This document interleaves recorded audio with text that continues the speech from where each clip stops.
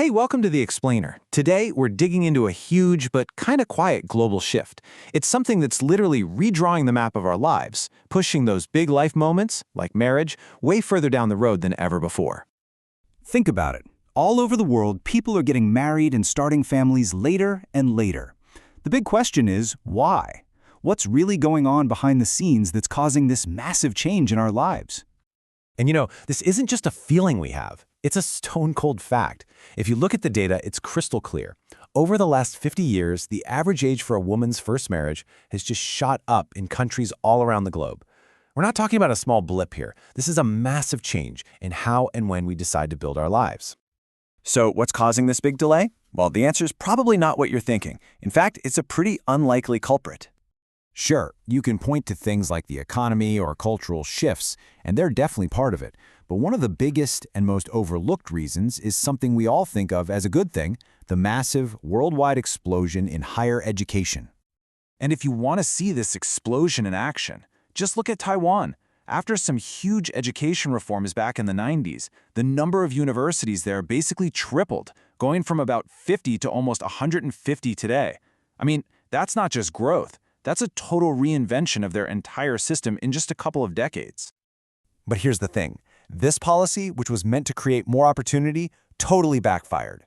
You had this flood of graduates, which drove starting salaries way down. Then, because all these vocational schools turned into universities, they suddenly had a shortage of skilled workers. It got so oversaturated that eventually universities actually started shutting down. Okay, so how does a university boom in one part of the world connect to people everywhere getting married later? Well, the answer is this really powerful economic cycle that affects all of us. And this brings us right to the heart of the issue, the main mechanism at play, a process that's making the very degrees we're all working so hard to get, well, less valuable. It has a name: credential inflation. It's a term from a sociologist named Randall Collins, and it's pretty simple, really. When you have way more degrees flooding the job market, the value of each one goes down. So suddenly, you need a master's for a job that maybe your parents got with just a bachelor's, or even less. And Collins really hits the nail on the head with this quote. He says, the whole process just feeds on itself. It's like an educational arms race that never ends.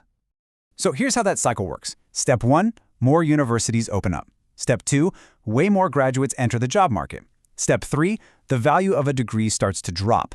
Step 4, employers start asking for higher degrees for the very same jobs. And that leads to Step 5, people have to spend even more years of their lives in school just to stay competitive.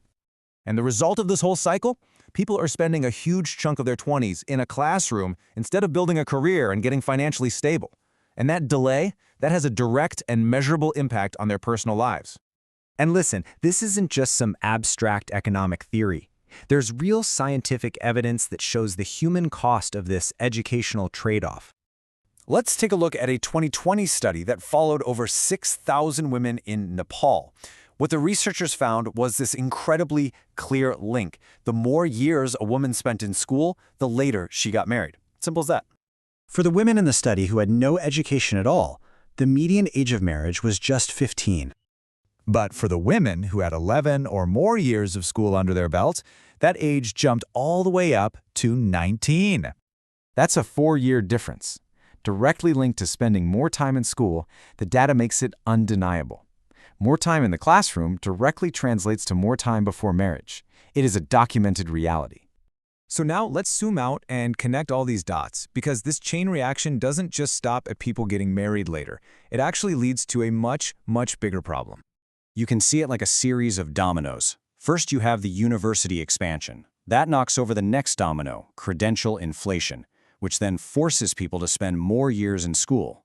That, in turn, leads to delayed marriage. And the final domino to fall, lower birth rates. When people get married and start families later, they tend to have fewer kids. And that right there, that's a massive demographic crisis in the making. And this is the great paradox, isn't it?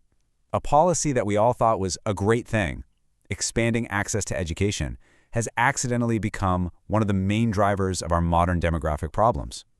This global push for more and more degrees is directly connected to delayed families and falling birth rates. So it leaves us with this huge, kind of uncomfortable question. We've always been told that education is the key to a better future. But what are we supposed to do when the path we're on starts to fundamentally change what that future even looks like?